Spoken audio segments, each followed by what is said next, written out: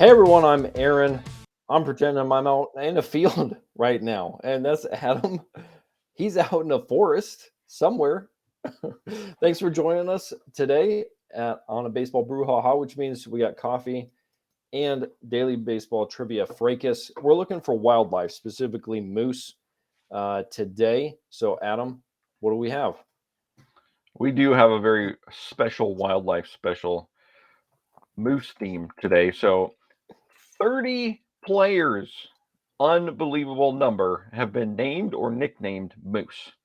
What is the largest number of moose to play during the same season? And this one is inspired by some recent news. So we're crossing genres today to with baseball and news of the weird.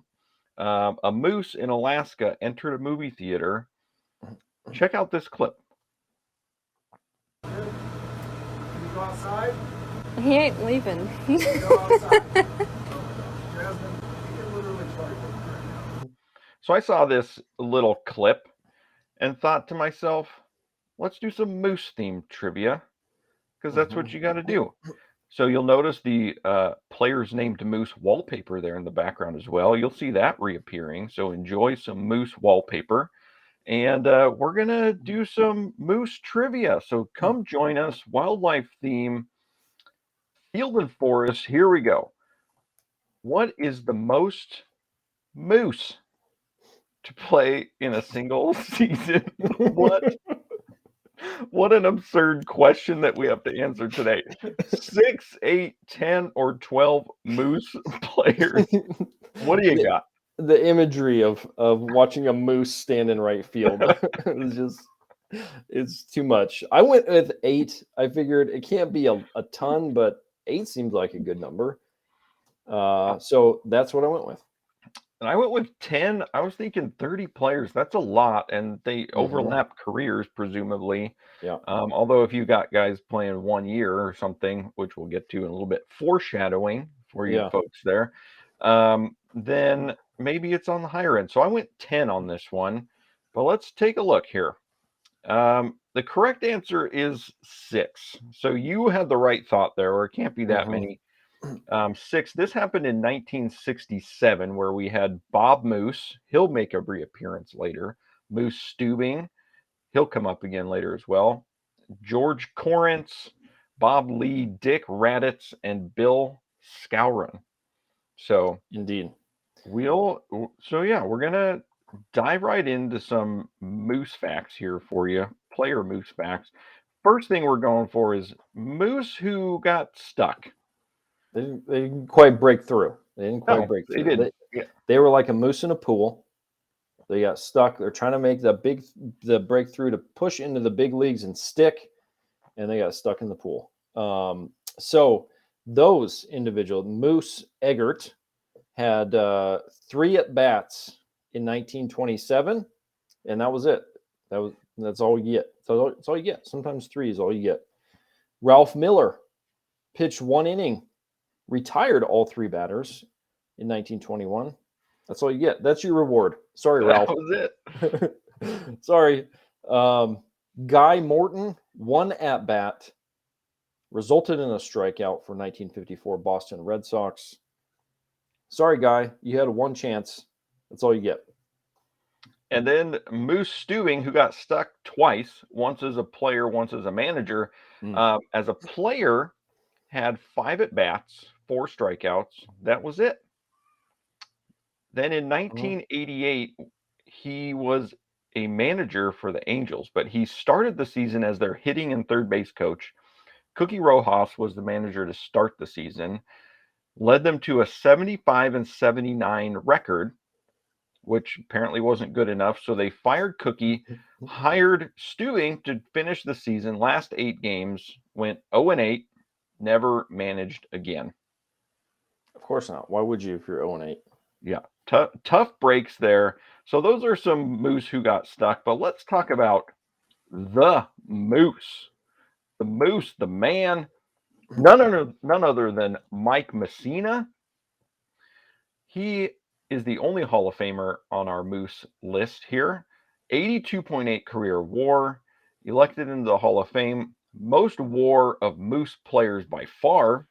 Next closest, Bill Moose Skowron at 27.1 for the Yankees. Yeah, that's not close. Mike Messina, for those of you, most of you probably remember Mike Messina to some degree. He was a phenomenal pitcher. 1991, 2008, league leader at different times in wins, starts, innings, strikeouts, win percentage, FIP, which they didn't care about back then, but they do now. Walks to 9. Never won 20 games until his 18th and last year when he went 20-9. And a little more Moose trivia here for you for Mike Messina. Born and raised in Williamsport, where the Little League World Series happens. Yeah. So you can see the little intro there, the photo. In high school, he just missed being valedictorian. And the story goes that he missed it on purpose so he wouldn't have to give the speech at graduation. He went on to attend Stanford. He was drafted initially by the Orioles in 1987, but chose Stanford instead. He was drafted again by the Orioles in 1990, had a great career. He is now a coach. What does he coach? Not baseball, basketball, high school basketball coach. He's been doing that for 10 years. So congrats to Mike Messina on a great career before and after baseball. Now we got some Moose tracks. So some notes on another Moose player. Our only Moose player whose last name was Moose. Bob Moose played with the Pirates from 1967 to 76. Won a World Series in 1971. His best season was 1969. Finished 14-3 with a 2.9 ERA. He also no-hit the Mets that year. Wow. So Bob also is, we're going to go a little sour note here with Bob for it's unfortunate part of his life. So he was also known for throwing a wild pitch in the bottom of the ninth against the Reds in the 1972 NLCS that cost him a trip to the World Series. In 1974, he had a blood clot removed from his shoulder. And that surgery to remove that blood clot also cost him a rib. And then, and even more tragic news, his career and his life were both cut short at the age of 29 by an auto accident. So Bob Moose, he was like off to a great career. Yeah, he would have. I mean, with those numbers, who says maybe he's not a Hall of Famer, but he's been a really good player. Yeah, could have ended up second on the Moose list here.